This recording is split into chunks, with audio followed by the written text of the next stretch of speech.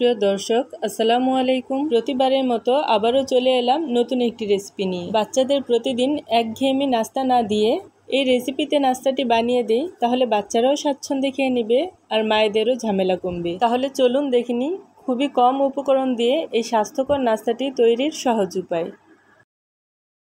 এই নাস্তাটি তৈরির জন্যে প্রথমে আমি একটি সিদ্ধ আলু গ্রেটার দিয়ে গ্রেট করে নিচ্ছি। আপনারা চাইলে এটি হাত দিয়েও মেশ করে নিতে পারেন।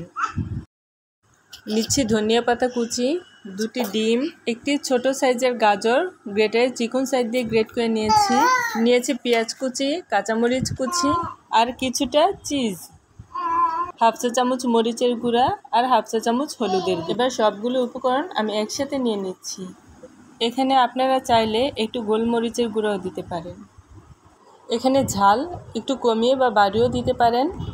আর দিব স্বাদ মতো লবণ।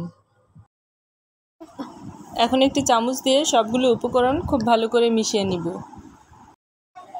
এবার চুলায় একটি প্যান বসিয়ে দিব সামান্য একটু বাটার। আপনারা চাইলে এটা সাদা তেল কিংবা ঘি দিয়েও করতে পারেন।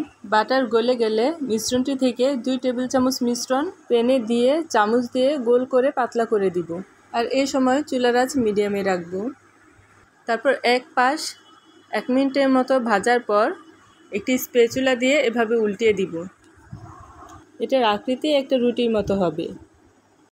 তারপর এটার এক পাশে আমি চিজটুকু দিয়ে নিলাম। আপনারা চাইলে এখানে একটু সস দিয়ে তার উপর চিজটা দিতে পারেন। তারপর স্প্যাচুলার সাহায্যে আমরা এটাকে ভাঁজ করে নিব আর এপিট উপিট আরও কিছুক্ষণ ছেঁকে নিব। তারপর চুলা থেকে নামিয়ে আমরা এটাকে ছুরি দিয়ে কেটে পরিবেশন করব। বাকি মিশ্রণটুকু দিয়েও আমরা এভাবেই সবকটি বানিয়ে নিব। বাচ্চাদের টিফিনেও কিন্তু চট জলদি আমরা এই নাস্তাটি তৈরি করে দিতে পারি। তো বন্ধুরা, যারা এখনও আমার চ্যানেলটিকে সাবস্ক্রাইব করেননি তারা প্লিজ আমার চ্যানেলটিকে সাবস্ক্রাইব করুন।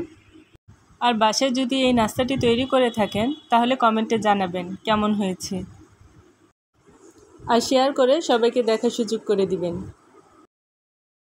এই নাস্তাটি দেখুন, দেখতে যেমন আকর্ষণীয় হয়েছে, খেতেও কিন্তু ঠিক ততটাই মজা হয়েছে। সবাই অনেক অনেক ভালো থাকবেন আর আমাদের জন্য অনেক অনেক দোয়া করবেন। আল্লাহ হাফেজ।